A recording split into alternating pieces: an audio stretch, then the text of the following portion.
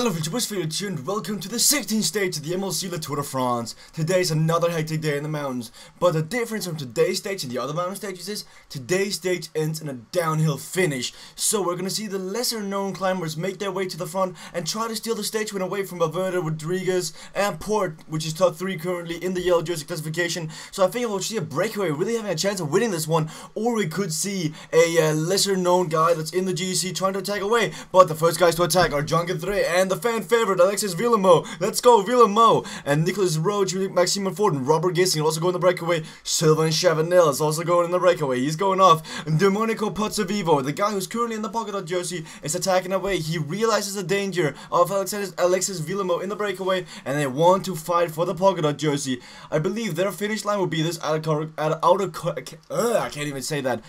of category climb. And I'd like to address one of the comments I got in the one of the recent videos. Somebody, I believe it was Andrew Guang, I believe that's your name. You said that I was being biased, and I can do that. MLC, I'm a biased commentator. I cheer for teams that I like watching on. Of course, the guys like Juan Alfredo and Alexis Villamo make this show much more interesting. And the people who are controlling the riders, they feel special when I cheer for the riders. So it's just for the sake of the entertainment for you guys and the sake of entertainment for myself. In a show like Tour de France, the failure way, I wouldn't be biased because that's not how TV works. But MLC is not TV, it's entertainment for me and entertainment for you guys. We're gonna see the breakaway fight for all the King of the Mountain sprints today. John Guthrie and Nicholas Roach are currently in the front, but Domenico and Pozzovivo are trying to do their best, but Villamo gets blocked, and Pozzovivo takes 1 point, so he's currently got 62 points, and Villamo is at 51 points, so he's 11 points behind, but there's so many points to get in today's stage. Let's see if I can do the maths today, and actually figure out how many sprints are to go, how many points are to go in the stage. There are 2 here, there are 5 here, that's 7 in total, plus another 2 here, that's 9, plus 25, so that's 34 in total, 34 points in today's stage, and Pozzovivo and Villamo will be fighting for those. There are 2 points to fight for in this category 3 climb, and Domenico Pozzovivo beats Alexis Villamo once again, and it looks like Pozzovivo is really fighting for the King of the Mountains jersey. So far, BMC's MLC Tour de France has not been quite successful. Let's take a look at the GC, at the current top 10 in the GC. We can see that at the bottom of the GC, we've got TJ van Garderen and we got Koenig with 2 seconds difference. I think they would enjoy being higher up, but they can't find, they have some internal issues on the team. They don't know who their leader is, and therefore they're going for 2 separate leaders. It's not working out, and as you see, Pozzovivo is not being loyal to them either. He's going the breakaway, he's going for the King of the Mountains jersey. Tom Danielson is working for only TJ van Garderen, he's not working for Koenig. There is something wrong in this team. Baseball Lover, tell us what it is. At this point, the intermediate sprint in the peloton is just a formality. I think it's almost impossible for Degenkolb to lose the green jersey if he just stays on his bike till Paris. But nonetheless, they're still going to sprint forward. And Christoph manages to beat Kittel and Demar in this intermediate sprint, but it's all wasted. As you see, John Degenkolb is basically almost 200 points ahead of second place, which is Arnaud Demar. I think Degenkolb has got this one. He's just gotta stay on his wheels and he should be good. If Villamo wants to take the King of the Mountains jersey, he needs to beat Pozzovivo here. It's the only way I see him taking any points on Pozzovivo today is setting a mark right here saying that he is stronger on the harder climbs. And Villamo has actually got a small gap down to Pozzovivo and Nicholas Roach. He got 10 seconds, but that's quickly neutralized by Nicholas Roach. And now Pozzovivo is going to counterattack, and he's going to counterattack on Villamo. And Villamo is reacting to this. He's going on his wheel, and with 700 meters to go, they're wheel by wheel. Who's going to get this one? Villamo goes counterattacking with 500 meters to go. Villamo looks like he's pretty strong. How many points are there to fight for? There's 5 points. So Villamo looks like he's going to take 2 points on Pozzovivo. And ladies and gentlemen, we have a fight. What just happened? The peloton is completely split up, and there's now a favorite group out there with a minute and a half. And basically, Movistar set a really hard pace in the category 2, and they have cracked the peloton. And so up in this group, we've got Diego Lisi, Michael Nieve, Cattle Evans, Bradley Wiggins, Thomas. Basically, the entire Movistar team is up here, and they're not going to take the foot off the pedal. They're going to pace for the rest of the stage. So down the peloton, we're seeing the other teams being forced to react. Mainly, it is Richie Port's teams, AG2R setting the pace. What is Cannondale doing? Cannondale had #1 overall pick. They have Jorge Rodriguez, but they're not supporting him. It is AG2R who's forced to pace right now with Chris Froome and Michael Rogers. How are they ever going to catch Movistar? Movistar is setting a really tough pace at the front. If I can remember, I'll try to take a replay at this category 2 to see what happened. Because I'm buffooned right now. Like, what happened? The peloton just split at the top of the climb. Movistar was setting such a high pace. They're doing what Topsport Flandern did in the MLC Show d'Italia, but they're doing it even better. This is very interesting, but their gap is now getting smaller and smaller by the second. It looks like Cannondale's finally got themselves to the front, and so does Trek Factory Racing. They have who do they have to protect? They've got Kreuziger and Sanchez, I guess. Oh, Matthias Franks goes in the attack. This is also going to help the peloton, because now these accelerations will shrink the gap out to the front group. Yeah, this was the reason Trek Factory Racing was pacing. They've got Samuel Sanchez, who wants to win today's stage, and the downhill finish is going to suit him. But no, he's been caught by the peloton once again. Nathan Earl in the front of the peloton setting a very nice pace, and the peloton is already splitting up. This high pace can be really tough for some riders, and we could see some riders not finishing today's stage. If they keep up this very high pace, some riders will definitely abandon. Chris Sorensen and Michael Rogers still at the front. They're trying to salvage Richie Porte's podium finish. They want to make sure that Richie Porte still has a chance of taking the yellow jersey. Richie Porte is an excellent time trialist, and currently he's only 1 minute and 50 behind, I think. It's something like that. It's 1 minute and 53 behind. So if he can gain some time in the mountains, just a tiny bit, I think he can take it on the time trial. But currently, Movistar's got a 40-second gap. The difference is coming down.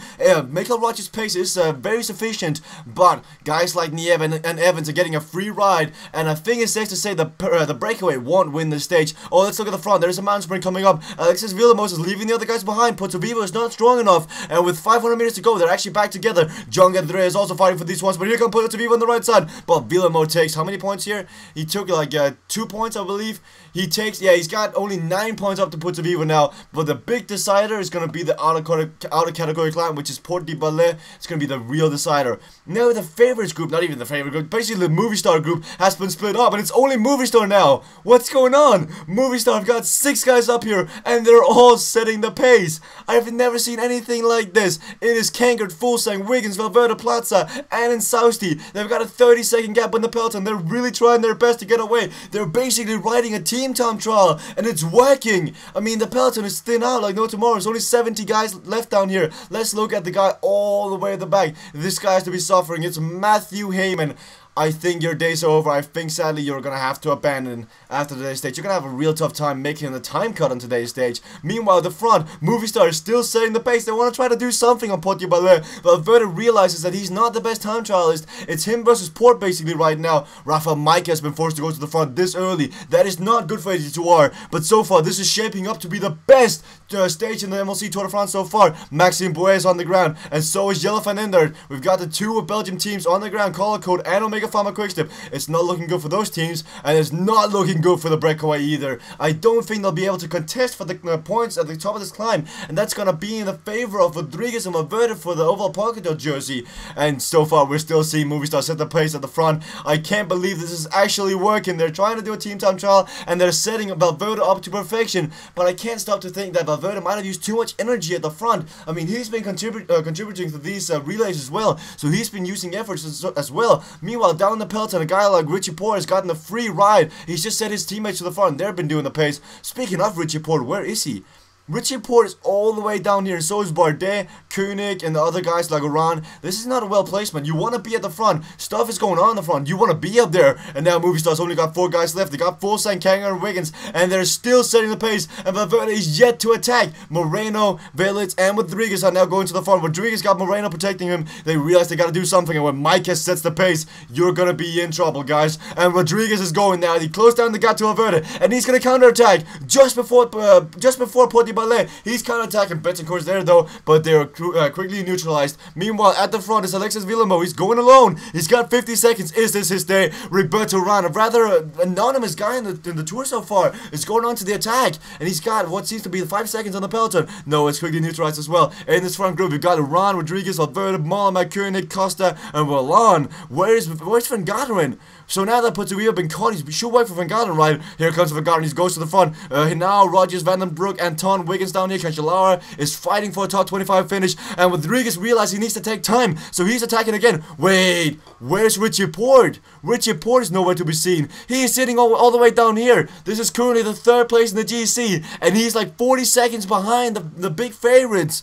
This is not good for Richie Porte. He needs to catch back up there. He's got 35 seconds up here, 30 seconds up here, 25 seconds. They're slowing down. Egan on ton attacks up here. Jochen van der Broek is working for it too. Koenig is up here. Villemot's getting caught now. Puts a Vivo struggling. But where is Porte?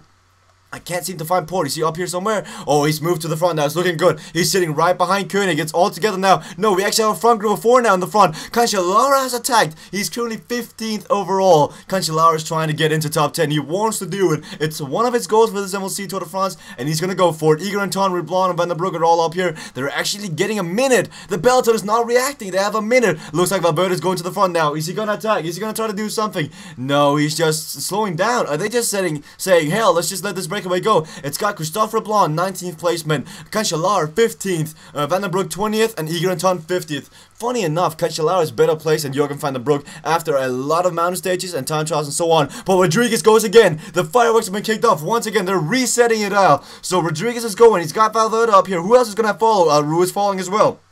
This is an attack on the white jersey. Roux realizes that he needs to take seconds on Bardet, and Bardet is sitting down here. He is isolated. Actually, he's got Barguil, the 2-stage winner already, trying to make his way to the front, but he's not gonna get up there. Who's down here? Van Garen, Potsoviva, and Koenig. They're all down here. This is the BMC train. They're trying to do something. Pinot's getting up there, so is Perrault. Now Van Garen's attacking. Kelderman is down here. Bettencourt is there. He now is there. Koenig is losing time. Van Garen's caught up to the front group now. Valverde is setting the hurt on the other guys, and with 30 kilometers to go, there's still plenty of climbing and plenty of descending to go. There is a black part of this mountain, over 10%. We're going to see some riders trying to do that all. Rodriguez is relentless. Once again, he attacks. Once again, he wants to create separation. He is 50 seconds down on Valverde, and he wants to get away. He's trying another time. Malma, Roux, and Porte are all closing down the gap. I actually don't think Valverde or Rodriguez will win the stage. I think it'll be one of the guys who are further down in the GC, which Valverde and Rodriguez won't follow or won't mark. Van Garen's made his way up here. Pierre Roland is up here. Roux, Reblon, Cancellara, Anton van den Broek, Costa, Balma, Pinot, Porte, and Roux. And as I say, they won't win the stage. They actually have 30 seconds on the favorites group, well, at least the second favorites group, the main peloton, you can almost call it. Romain Bardet is trying to work his way up to the front now. He could lose the white jersey right here. Roux is his biggest contender for it, and he is setting the pace at the front of this group. He realizes that he can't take the white jersey. He's only 50 seconds behind, and he's trying his best.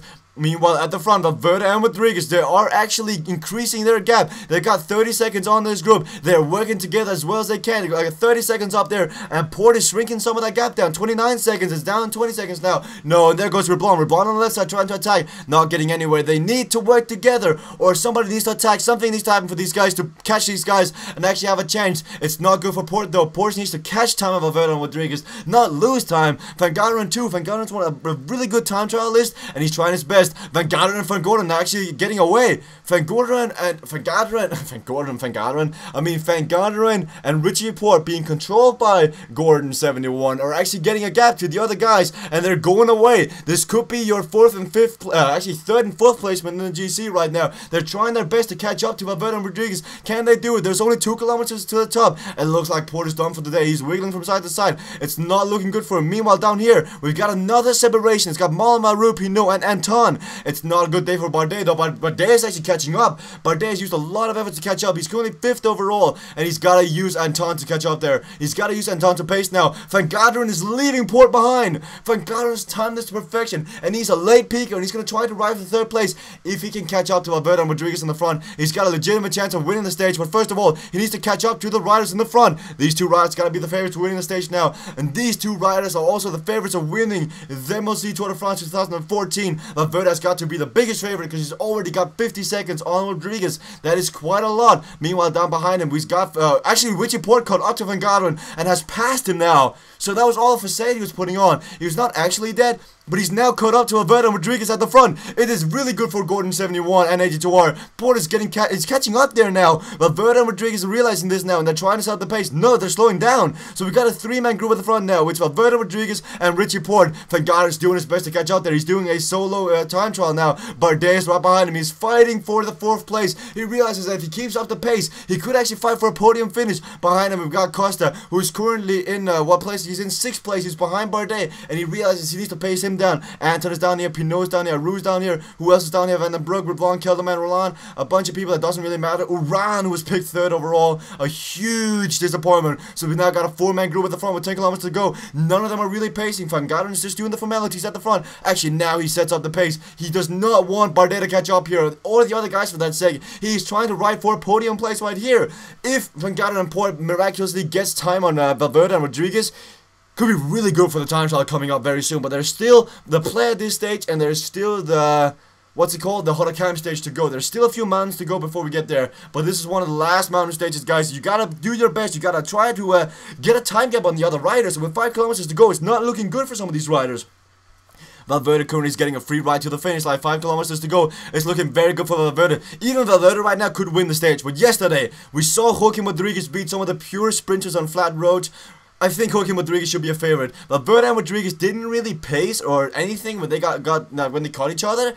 So now Van Garderen and Porter's been setting the pace. So I think Rodriguez has to be the favorite here. But let's see what happens. 1.5 kilometers to go. They're gonna start sprinting real soon, and I gotta say Rodriguez has to be the favorite. Yes, he's accelerating, and he's gonna make it 2 in a row. It looks like. Yes, Joaquim Rodriguez is gonna make it 2 in a row, and TJ Van Garderen is actually gonna lose time in the end. I think he might actually have lost time in the end after doing all that pacing. He got dropped in the sprint and might have lost time. But I really want to show you guys the category 2 where Movistar just split the entire peloton and got away.